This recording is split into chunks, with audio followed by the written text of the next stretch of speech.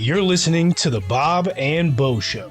Here are your hosts, Ty Bob and Tybo. Welcome back to the show, everyone. I am Ty Bob, joined by Tybo and Sean. Make sure to follow the show on Twitter and YouTube, Bob and Bo Show. You can find us there. Make sure to stay up to date with everything that we're talking about, because Tybo will bring you live action game breakdown while he is at home games. It's pretty fun to watch. I put out two tweets. I put out two tweets at this last game. That's what I was hinting at. Great job. Good job. You can't get us sound. You can't get us video of everybody booing the refs. My phone's video sucks. I'll try to be better. Disappointment. Well, folks, we had what we expected in week 5 for outside of Travis Kelce getting 25 yards and 4 touchdowns. I think we kind of got what we were expecting out of most of the games. No crazy matchups, no witching hours. We're kind of finally settling into the season. But we should go back and look at what week 5 looked like so we know what to expect in week 6. So here's Sean with just the tips. It's just the tips. We're going to go with the players that we had on the stardom list. Some of them you probably shouldn't have started, but that's not the point right here. We don't admit those, Sean. No, definitely not. But Jared Goff, what was I thinking? 5 points against New England. They put up 0 points. Not expecting that. Trevor Lawrence against Houston. Trevor Lawrence is who we thought he was. He's not too good right now. 9 points. Carson Wentz, though, 24 points against Tennessee. Could have had 26, but that pick at the end really took my points down. Running backs, Aaron Jones just had 9 points over there against the Giants. That was kind of surprising over there in London. Leonard Fournette, should have definitely started him. He came out with a whopping 35 points. What a comeback for him. Wide receivers, Jalen Waddle against the Jets. Teddy Bridgewater did not get hurt in the very first play. May have done a little bit better, but he only had 5 points. Terry McLaurin, 12 points. Kind of wishing for a touchdown there, but not quite. Marquise Hollywood Brown coming in with 21 points right there. We're moving on to tight ends now. Zach Ertz versus Dallas Goedert. Zach Ertz got us 10 points, and Dallas Goedert got us 17 points. And the sit-em here. Don't listen to me on sit-em right now. I need to figure that out. Quarterback, Derek Carr, 17 points against Kansas City. Tom Brady, 23 points against Atlanta. Both serviceable outings. If you sat him, I'm sorry. Tom Brady beat me this week. Running backs, Najee Harris, 6 points. That is trending downward for him. I don't like seeing that. He's a very talented running back, but he is one that you should never sit. But you had to with only 6 points. Josh Jacobs, should have guessed something like that was gonna happen against us. Can't stop the run sometimes. 30 points. Mike Williams, wide receiver for the Chargers, 24 points against the Browns. Deontay Johnson against Buffalo, 11 points. They didn't score a touchdown in that game, but they did have over 400 yards of total offense. So they're moving the ball at least. That's something to see for them. The one you definitely should not have sat, Gabe Davis. 33 fantasy points. You should not have listened to me. I hope that did not affect your matchup this week. I won all 3 of my leagues. All right, so we're good. Holy shit, man. What a way to start the game for him. 98-yard touchdown. It looked effortless. Yeah. The second one was way more effortless. Just stuck his hand out there. Took it from Minka Fitzpatrick. Minka could have ripped that away from him. I'm surprised Gabe Davis made it look so easy taking that away from him. Tight ends. Dalton Schultz. 2nd week in a row. Big goose egg. Drop him. Good call. Drop him. And George Kittle against Carolina. 7 points. Greg. My apologies. Greg Kittle. 7 points. 7 total points. He is not being used like he was once used in San Francisco. He is predominantly blocking this year. And that is just the tips. You know what? You did decent. Outside of What a screwing me sign out of off. 30 I like points. that. That's good. That is just the tips. Man, we're gonna need to make some imaging for that. That is beautiful. Good God. Could just imagine Sean's balding head on something. I like it. Your guys' beards on the other something. Oh my God. That'd be good. Well, listen, just as much as Sean brings you just the tips every week to who to start and who to sit for the week, and then recapping to make sure that he's holding himself accountable where he's right and where he's wrong. Tybo has his own segment over on our Chief show. If you haven't listened to that, you need to. But this one's controversial, folks. We're already in a fighting mood because Sean gives us some bad starts and sits. Tybo, you have got a wild top 5 for us here on your rare appearance for the NFL show. Absolutely wild. I mean, just completely insane. I'm giving you Tybo's top 5 pizza toppings. Very controversial. At request from Ty Bob. Hint, hint, hint, wink, wink, nudge, nudge. We need more suggestions. We need more Twitter interaction. At Bob and Bo Show, send us your request for Tybo's top 5. But I'm coming at you with my favorite pizza toppings. I do have one honorable mention. Tybo's top 5 and 1. Because it's not pepperoni. Pepperoni is boring. When you think of the classic pizza choices, Ty Bob, what do you think? Just classic, somebody bought pizza for a party, and like these are the 3 types of pizzas that they got. Sausage. Yep. Pepperoni, sausage, cheese, right? Boom. Okay. The honorable mention is sausage. Amen. I am running to the sausage pizza. If my only option is pepperoni or sausage, I am running to the sausage pizza. I'm getting in line first because I'm not the sausage pizza isn't getting eaten up before I get a slice of sausage pizza because I'm not settling for pepperoni. It's a great take. You can do what you want with pepperoni. You can it blows me away the Little Caesars pizza that just has extra pepperoni on it. I'm like, what freaking psycho wants that pizza? It's asinine. So yeah, the honorable mention is sausage. But getting into my top 5. Starting off spicy. Number 5 is jalapeno. Yeah. I'm not getting a pizza with just jalapeno on it, so it's complimentary. So it doesn't, earn its way higher on the list just because of that. But pepperoni is a solid pizza topping. No, jalapeno, not pepperoni. What? You said pepperoni. Oh, did I say pepperoni? Yeah. Ooh, whoops. Maybe hit the ball a little bit too much. Jalapeno. Jesus. You're good. Did I just straight up come out and say number 5 is pepperoni? No, you said jalapeno at first, but the last time you said pepperoni. Oh. Okay. Well, You're jalapeno. good. Jesus. You're ruining my flow. Number 4.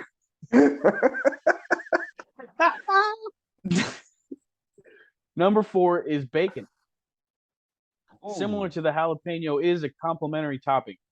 I do know, if people out there know emos, I will know people that get just bacon on a pizza and can be fire. Depends on if I'm feeling it. But you add bacon to just about any combination of pizza. Like bacon will even sweeten up a pepperoni pizza. If you get pepperoni and bacon, I'll eat it. Okay, I'm gonna eat pepperoni regardless, but I'd like it better if it had bacon on it. You add bacon to a Hawaiian style pizza, fire. You add bacon to different pizzas, it just puts it over the edge. So bacon makes the top 5 for sure. Slightly better than jalapeno, but similar in that it's complimentary. Number 3. I'm saying it. People don't think it should be on pizza, but pineapple's number 3. Yes, sir. And this is coming from a person who did not like pineapple as a kid. I did not like it as a fruit. I had people convince me to try pineapple on pizza in college because I'm always the type of person that'll try something once. Pineapple on pizza. Anything once. Anything. Pineapple is fire on pizza. It belongs on pizza. If there's one place that pineapple actually belongs, it's on a pizza. That being said, I have come around on pineapple. I've eaten pineapple by itself recently in my life, and that's something you would have not have heard me say as a kid. Good for you. Pineapple tahini. I gotta try that because that sounds Pineapple tahini, yes, sir. That sounds interesting. But moving on with the list, I got number 2. This is something very near and dear to my heart. I will get a pizza with just this on it. Mushroom. Ooh. Big mushroom guy. Give me some portobellas. All right. Maybe some white mushroom. Put the mushroom on the pizza. Give me 3 different types of mushrooms. I love fungus. And I love it on a pizza. Number 1. This might be out of left field for some people. And this is probably more of like a maybe not fine dining is not the word, but maybe a fancier pizza place that's got some exotic pizza toppings. Goat cheese. Goat cheese is my goat pizza topping. There's a lot of different things you can do. I've had a goat cheese and honey pizza. Mwah. Goat cheese and spinach is a very classic combo. Throw some artichoke on there as well. Maybe a little bit of pesto. Oh my God. Goat cheese on a pizza. It's something you wouldn't expect to like and fit well because you got cheese on cheese. But goat cheese just elevates the pie to another world. And that is why goat cheese is the goat of pizza toppings. That's interesting. I don't Did think you I've ever expect had it? I told you wouldn't expect. I don't think I've ever had a goat cheese pizza. Granted, I don't know if I've ever really had goat cheese. I think I may have had it like once in my life. Don't remember it. Tybo's maybe tried some before. Oh, and it's pretty good. The goat cheese and honey pizza that I had sriracha on it too. Ooh. Not a lot, but a little bit. Tybo did mention something there. He did say emos. He was not mentioning like goth girl decked out in black with chains, listening to headbanging music. He was talking about Emo's Pizza. It is a St. Louis to a few in Kansas City based pizza chain. It's IMO, not EMO. I was always called it extremely surprised to Imos. see it in Overland Park. There is one in Overland Park, not too far away from my home. Now, I always called it Imos, but the thing is keep it. It's disgusting. They have awful processed cheese. It's called Provel. It's a mix of 3 cheeses. Provel, Provel, whatever. It can't even technically be called a cheese. The FDA will not allow it to be called a cheese because it is so processed. A lot of people like it. I won't knock it. Just not for me and their deep fried ravioli. If that's your thing. I have to be in the mood for it. I will say I have had moods. I left work. I took an extra long lunch break to go get Emo's one time when I was working in Olathe to get Emo's Pizza. So I really have to be like craving it because going to school with a bunch of people from St. Louis kind of got me hooked on it. That's all they want. It's the only pizza they want, man.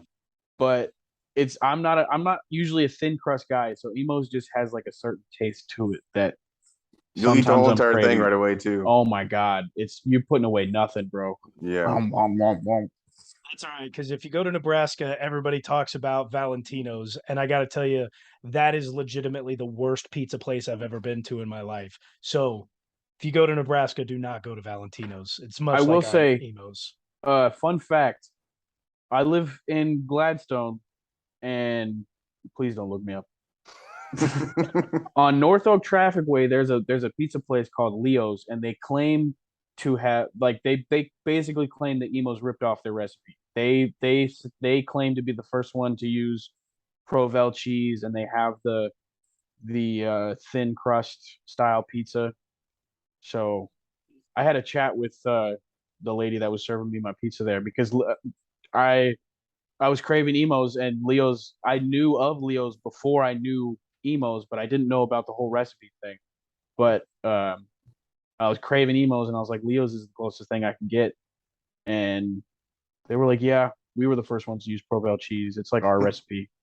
And I was like, lawsuit, guys, come on. Should have put one in.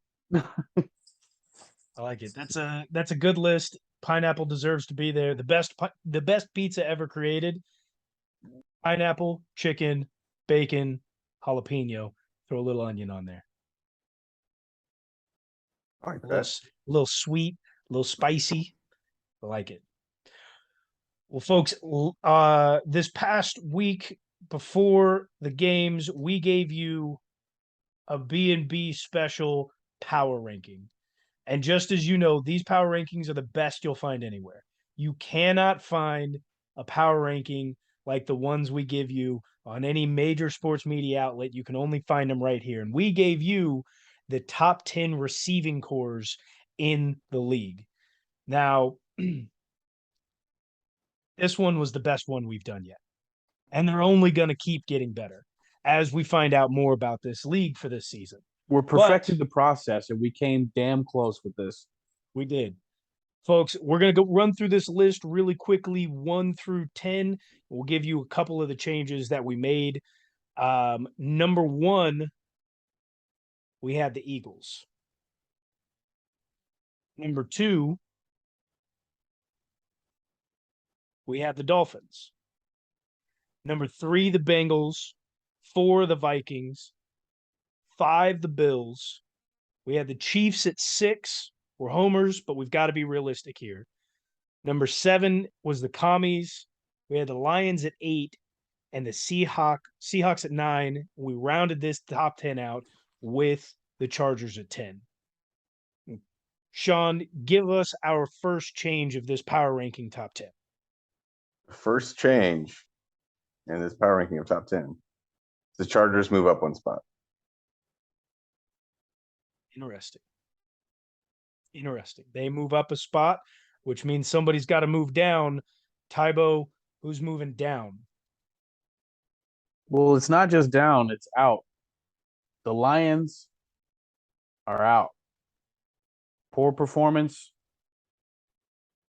Struggling. There's another team that deserves to be in the top 10.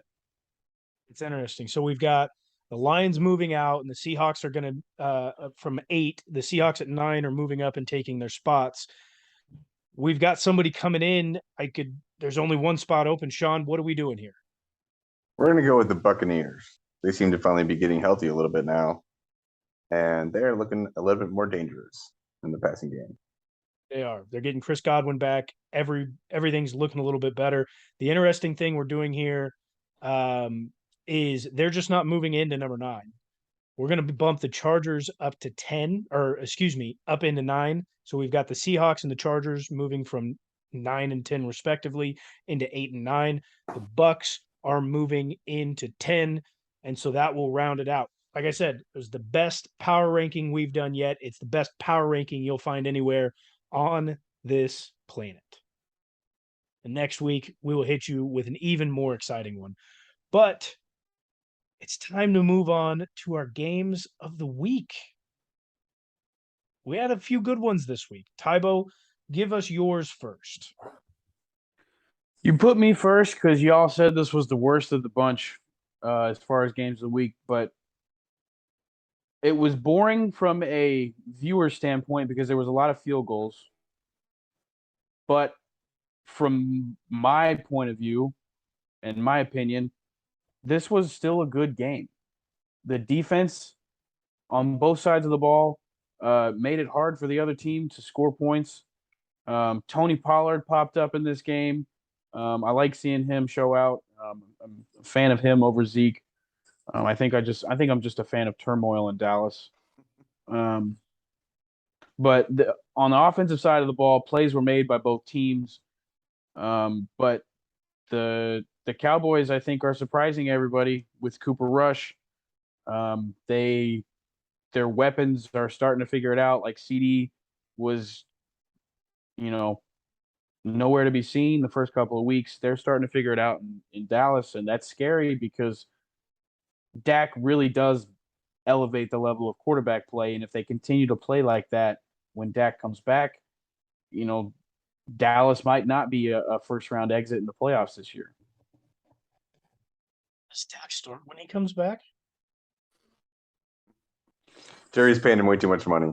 Yeah, I mean that's really what it comes down to. But Dak is a better quarterback. By how much? We'll see. I mean, maybe it's marginal, but I mean, Dak was responsible. I don't know what year it was. It might have been the year we won the Super Bowl, or somewhere around that year before, year after. Dak was responsible for the highest scoring, the most yards, offense in the league. When that train is going, when all those weapons are working the way they're supposed to work, Dak's a good quarterback, and Dak, I mean, just has been riddled with injury. I believe that was the year that we won the Super Bowl in 2019. He had 3 1,000-yard receivers. He had that. He had that in Amari Cooper, Michael Gallup, and CeeDee Lamb. Do you think Dak is a product of his receivers, or do you think his receivers are a product of Dak? I don't think either is really a product, but not. I mean, not every quarterback's going to be able to do that. I mean, very few times in history have we seen a team with 3 receivers with 1,000 yards. Yeah. The only other one that comes to mind is Kurt Warner and the Cardinals with Steve Breston, Anquan Bolden, and Larry Fitzgerald. Fair enough. We'll have to see how the Cowboys get on. Dak is almost back. We're not sure. He's day to day. They keep saying it. Dak says his grip is fine. Jerry Jones keeps saying he's not ready. Maybe Jerry's holding him out because Cooper Rush is playing so well. I don't know. They've got some problems down in Dallas. Something else I wanted to add real quick. There's a lot of bad football being played out there, and I don't feel like this game was one of those games. The Rams are still the defending champs, and the Cowboys look like one of the teams to beat in the NFC going forward. That was a good game, plagued by field goals that didn't really, play into what the fans want to see. But I personally think it was a good football game. It was solid. That Dallas defense is for real. It can be quite scary. We'll go to my game of the week, which was the Titans versus the Commies. The Titans walk away with a win. They seal it with a late pick on Carson Wentz, who's just been absolutely he started off hot fire. He's become garbage. They do have an amazing receiving core. Riverboat Ron, after the end of the game, did not mention how poor his defense played, but decided in turn to talk about how bad his quarterback is, how that's the reason why they're behind every other team in the league is because Carson Wentz is bad, not because their defense gives up. I don't know. Let's go ahead and look at this. 181 passing yards to Ryan Tannehill, which is typically more than what he gets because he's an awful quarterback now. Derrick Henry has like his second 100-yard rushing game of the season. He hasn't been that great. He's not been that good. They also gave up 30 yards receiving to Derrick Henry, 72 yards receiving to Nestor Westbrook, or excuse me, Nick. Should have named him Nestor. He's not very good. Robert Woods getting 37 yards. Offensively, this team did not really do that well, but Washington defense still did a lot worse, giving up a lot of yards. And seemingly Carson Wentz throws for nearly 400 yards, and they still can't do anything. I think Riverboat Ron has a lot more issues on at hand than what he's giving away. And with that said, throwing for nearly 400 yards, still only put 17 points up. The difference was a field goal, and neither one of them scored a touchdown in the end. Both teams bad. That's all it is, just bad football. I don't think you're giving enough credit to the Titans personally. Still defending number 1 seed in the AFC. Bobby Trees is a solid veteran receiver. Treylon Burks has just been injured, and he's looked pretty good when he's played. Quarterback situation aside, like the team, the Tennessee Titans team is still pretty good. They just can't score in the fourth quarter. Defensively, they're looking a lot better than I gave them credit for at the beginning of the season. I'll agree with that. Defensively, I was really hard on them. Offensively, That's what she said. offensively, they don't threaten anyone. They really don't. They're bad. Derrick Henry is not the same. 28 carries, 102 yards. Any other season before the Liz Frank injury, that's 4,000 yards and 7 touchdowns on 28 carries. Like it's just not what he was, and that's what happens. Moving on to the final game of the week. Bengals versus Ravens. Bengals 17, Ravens 19. And it came down to Justin Tucker again. He is 17 of 17 in the final minute of regulation in his career. He's going to go down as the best kicker of all time. There's no doubt about that. The guys in the booth we're almost saying like that's the greatest football player that's ever played the game. Should have heard the way they were talking about Justin Tucker at that point, man. It's all over him. So far this year, the Ravens have been known to blow big leads. They have blown, I believe, a 17-point lead and like a 14-point lead. They were up 10 in this game, and they almost blew that. I called the win, though. Yeah, you did. The big surprise for this was Jamar Chase was held in check relatively to what he does against the Ravens. Last year, 8 catches, 201 yards, 1 touchdown, 7 catches, 125 yards. This year, 7 catches, 50 yards. With the depleted secondary that the Ravens have and their safety going out with an injury in that game, kind of thought he would have a little bit more impact, but that's all he had. Interesting thing here, Ronnie Staley, sorry. Ronnie Stanley. Stanley, I wrote that down wrong, man. Yeah. Ronnie Stanley, first game back in 2+ years, right? Roughly. Didn't look terrible, but he was switching drives with another tackle out there for them. That could be huge for them coming back. Another huge player for them, J.K. Dobbins. That offense looks completely different for the Ravens whenever he is out there. He finishes runs. He's what that team is missing. They may start turning it around a little bit more. May start finishing a little bit more in the fourth quarter. And one fun little fact about this game was Patrick Queen got an interception on Joe Burrow. And they used to be teammates at LSU. Believe they may have been roommates at one point. I'm not too sure on that one. I think I saw something about that. But just wild stat of the game. LSU on LSU. Low scoring affair, but it was a good game. Yeah. It's always going to be back and forth. Those two play each other very tough every single time. And it was the lead of the AFC North right there. So very important game for both teams. It was nice to see Lamar and the Ravens not give up a late lead.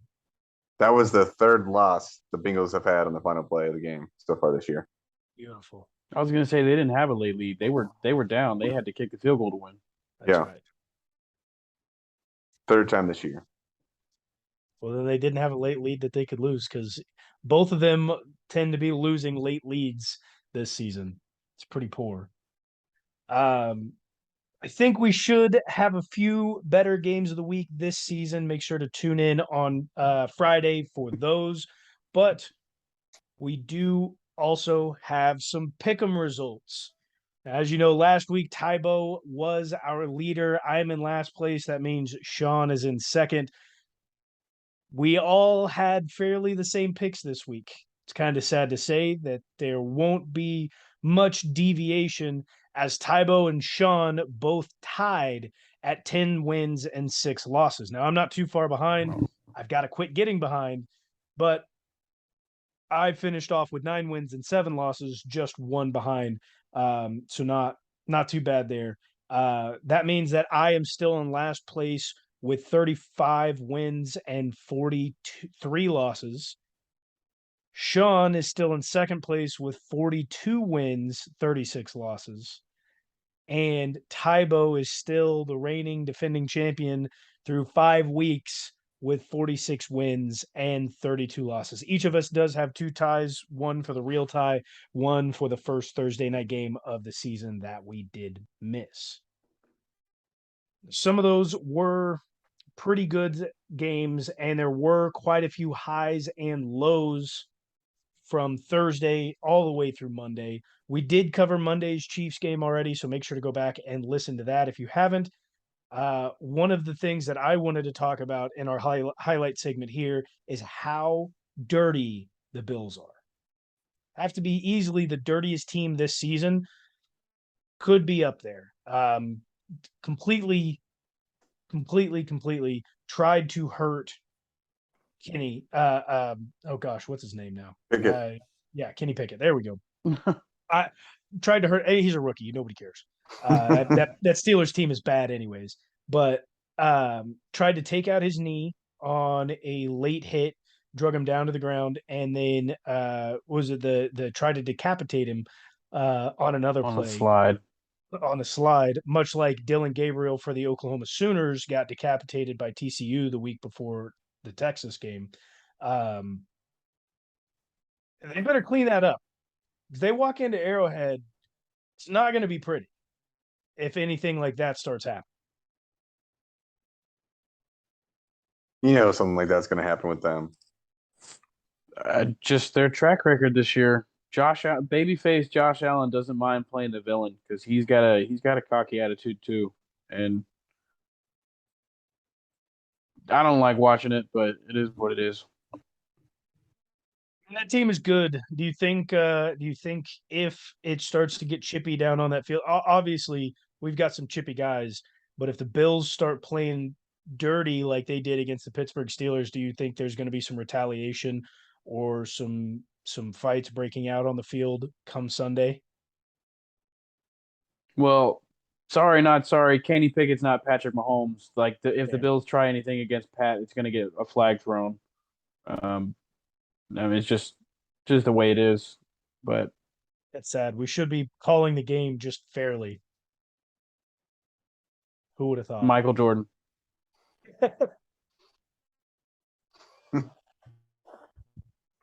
Moving on to a low light of this week. First drive, may have been the first play, I believe. Teddy Bridgewater got hit, went down, looked like he may have got a hit to the head. They took him out for an elbow injury, and he went past concussion protocol. Unfortunately, the spotter that was there for him did not let him go back in the game. Well, not unfortunately. Fortunately for him. And Skylar Thompson got in. This is the new NFLPA concussion protocol going into effect right away. We're going to see more players that go out because of this. It's still like under construction too. Like not all the details are worked out. They're just kind of doing the best they can to make it up as they go, because that was, I mean, implemented the next week. Yeah. Dolphins are in trouble though, because Skylar Thompson ain't it, and I know there's I don't know what the credibility of these people are, but I know there's people out there on Twitter that are saying like Tua probably shouldn't play another football game in general, let alone come back this season. So Dolphins are in trouble. I was never the biggest believer in Tua, but their level of quarterback play significantly drops off at either Teddy Bridgewater and then Skylar Thompson. You just go even further. Luckily, the Dolphins have all those picks coming up, though, so they could get another quarterback of Tua that doesn't play again. Sadly, that would not be good. How? I mean, Tyreek's got to be pissed, right? Okay, karma. Because Um, the numbers showed Tyreek had no numbers this week, so Did you see Terry get laid out? I didn't. It was, I believe, it was Keenan Williams. He intercepted the ball or something, or got a fumble or something. good. Stiffed arm Tyreek and just laid him out. You love to see it. I have a feeling like large athletes, regardless of what position you play, wouldn't have a hard time stiff arming Cheetah. No. It wouldn't take much. One of, I mean, the Giants came away with a big win. You guys I think they're for almost real? called that. My record would have been one more well, better. you know if I what? just- You didn't. Almost only counts in horseshoes and hand grenades there, bud. Not in pick'em. Yeah, they're pal. But Are I they like for real, it. boys? Are they Dabble's for real? dogs. I mean, no. This for the same reason I don't think the Jaguars are real. Danny Dimes isn't gonna win you playoff football games. No, but they're I'm using not- him. Listen, The Giants are using Daniel Jones as in, you're not our future quarterback. Go out there. If you get hurt, you get hurt. That's how they're using Daniel Jones right now. exactly. I think it's incredible that they're using as much Wildcat as they are. It's working somehow. Never thought the Wildcat would work this Saquon's but that dude. yeah. So nobody's saying is for real, like, are they winning the Super Bowl or competing for a title? No. But like for real in a regular season segment is are they making the playoffs? This is a team that they're currently playing like a legitimate playoff team in the NFC. Daniel Jones In the against the NFC. Packers. Nobody's saying they're doing it in the AFC. That ain't happening. Daniel Jones went 21 for 27. Now, he only had 217 yards. Excuse me, 217 yards because somebody else threw a pass and lost yardage. But Devil's dogs, dude, making some plays. I think they're Yeah. playing smart football for the pieces that they have. Dayball's a great coach. He's changed the whole entire culture over there in New York. It's good for football. I mean, Packers just that bad? they're not that good. It also brings up the Packers fact, are pretty good. Packers are decent. yeah, they're not bad, but they're not that good. They're not the Packers of old. They don't have Devontae. The Packers of old. I want to go back to a thing Tybo said at the beginning of the year. He was saying the NFC East may have 4 playoff teams. They're not going to have 4, but they could have 3. I think in the offseason, I did have a hot take that said the NFC East was bringing 3 teams. The NFC Beast. Gosh, I mean, how they have absolutely flip flopped. The NFC East starts becoming like really good, and then the NFC West, it's like there's Kansas City, and then everybody else dies. Just absolutely falls off a cliff.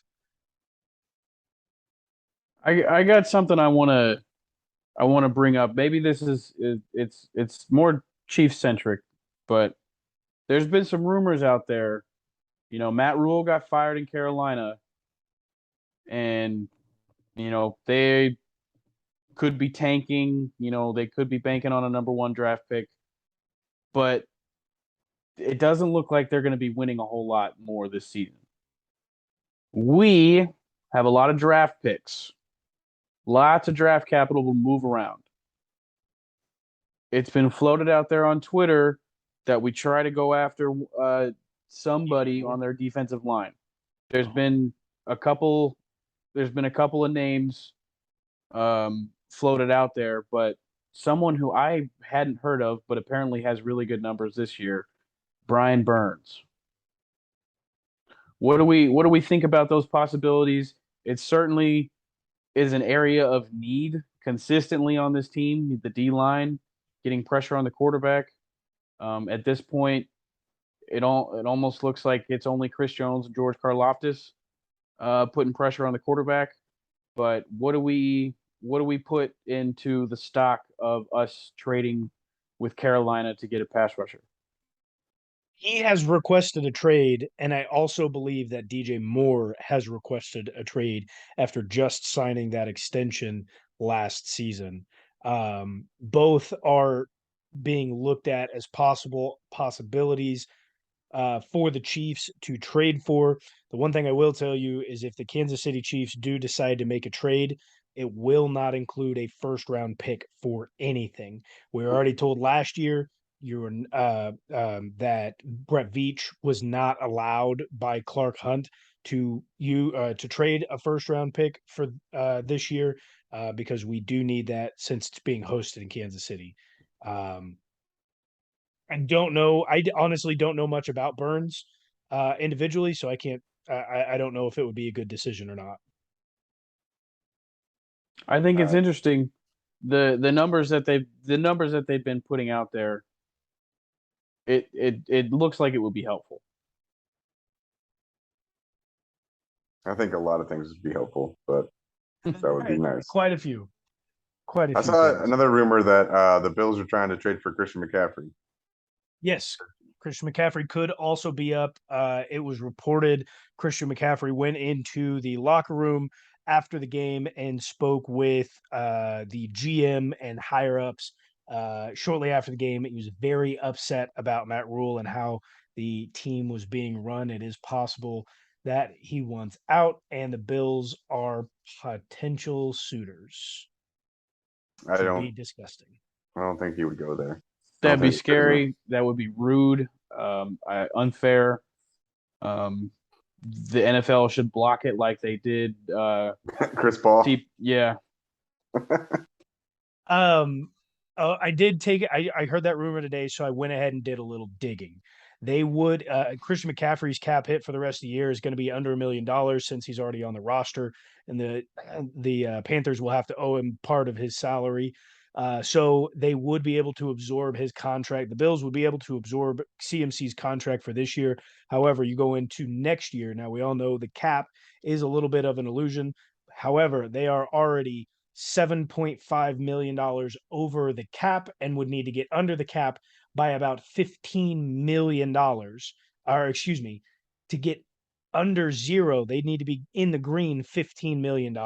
So they would need to clear nearly $30 million just to get Christian McCaffrey's contract to be able to sit on the books for next year. I don't foresee that being something that they can do. Yeah, definitely not. That's Ty Bob crunching the numbers out here. Number cruncher.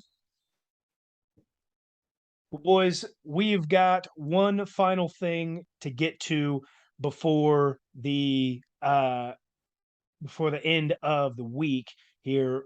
Thursday night, we have a game.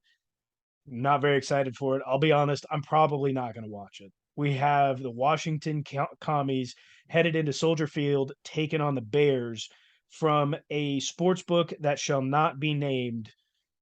The Bears here are a 1-point favorite. It's close, but I'm taking the Bears. Interesting.